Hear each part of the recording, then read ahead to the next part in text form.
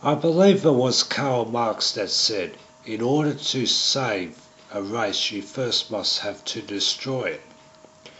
I also read one of his poems, I believe it was called Ulanem, as I remember, where he says, "Do you see this sword? The Prince of Darkness gave it to me." The rantings of Karl Marx are not something that is without any sort of spiritual foundation, even though he was an atheist. But that's how he was perceived as an atheist. When you look at his background, you'll see a lot of what he was and how he was being more prominent in Western societies now. Karl Marx was actually a Jew. He then converted to Christianity, and then he renounced it, and then officially or just accepted as being an atheist. He was actually born quite rich, but he squandered his family inheritance on gambling and prostitutes. So you have someone who's born with a sense of entitlement and yet played the victimhood card. After his money ran out, he felt he was entitled that other people should keep him in the lifestyle he was accustomed to. When they did it, he played the victimhood card, and thus started a lot of the bloodshed and sabotage we see in all societies today. Marxism in the past 100 years has probably killed 130 million people. And just because he was an atheist and renounced Christianity, he was still accepted as a Jew. So, you look at the likes of the Bolshevik Revolution, where the majority of the people who led the Bolshevik Revolution should take into account there were two revolutions. The first one overthrew the Tsar, the second one installed Marxism, which was soon Stalinism. One and the same, but the people who were running it were actually Jews. All atheists, but yet all Jews. Now, I'll continue on. When we look at what's happening in the Western world now, as people say, oh, this can't be the case, should remember that China had quite a large population, yet it could not defeat Japan during World War II and the years before that. The British took Hong Kong from China, even though mathematically the Chinese should have walked over whoever came to attack them. But they couldn't, because the caste system there was so corrupt. And all that happened when Mao Zedong came in is that the caste system got tipped on its head, but was restored in their image. Same as with the British in India. The Indians should have walked all over them, but the caste system was there. And people sold each other out. So the Japanese, they appealed to subsections of the population in China because there was a lot of hatred and discord between what we would call castes in China, same as in India. Consider that the British Empire was a saying, the sun never sets on the British Empire.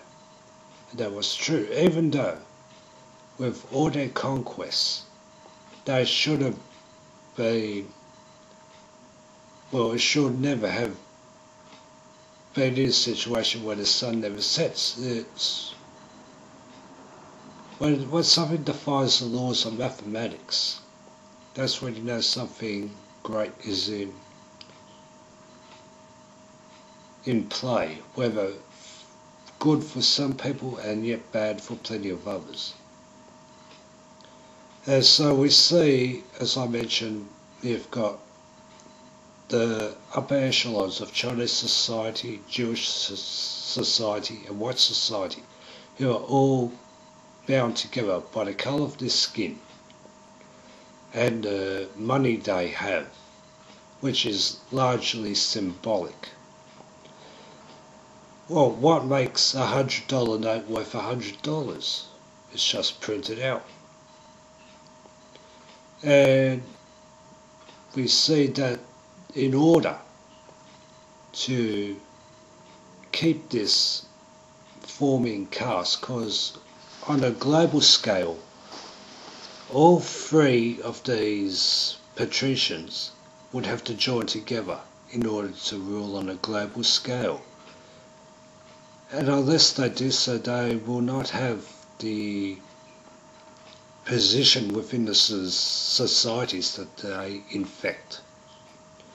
And like I said with Marxism, which has infected Western society, because when you consider all the bellyachers, all the people who say, oh, the white race has got to go, race is a new social concept and so on, they are all Marxists, even though they don't like to say it, but they believe the same thing and they hold what he said as being absolutely true.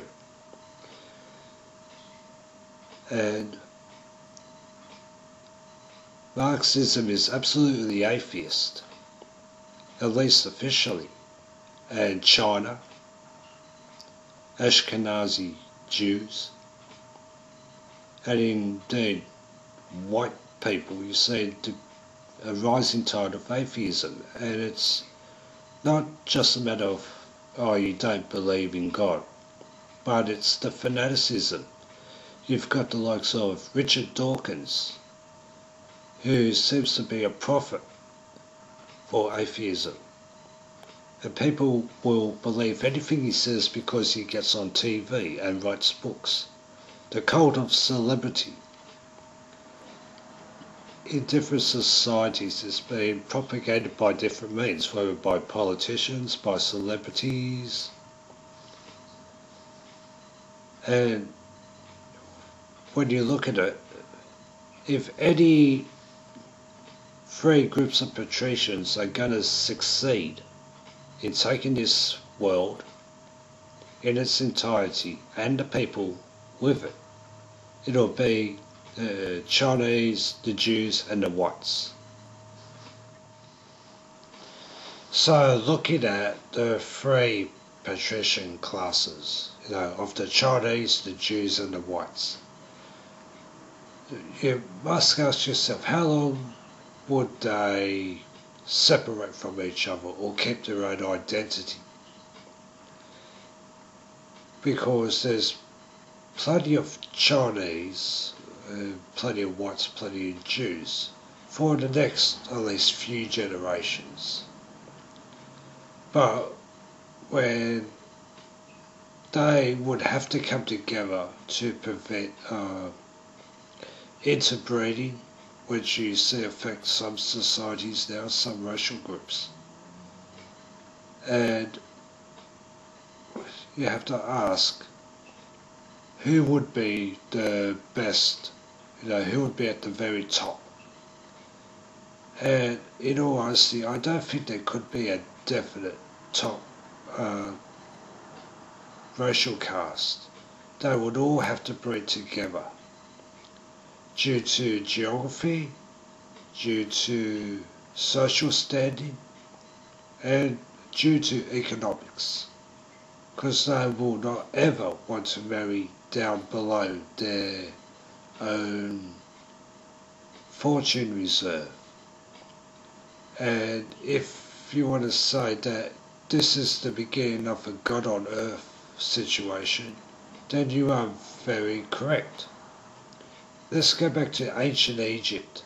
The royals were always portrayed as being whiter than white, and the people who did things like build pyramids were slaves, or maybe just a cut above them, but not much. So there is an overall pattern to this, and you have in white society you have the patrician caste coming back again. In China, you no longer have a royal blood relative, but you have the same MO in the way that it functions. And with the Jews, you have a sense of entitlement, which they claim is from God, even though they themselves are actually atheists. But from all of this, we've got one malignant factor, which I will deal with in another clip, and that is Karl Marx, who is responsible for a hell of a lot of misery and will continue to do so even from beyond the grave. And you can't really say he's dead because his adherents keep his memory, his words, and his beliefs alive, whether they know it or not.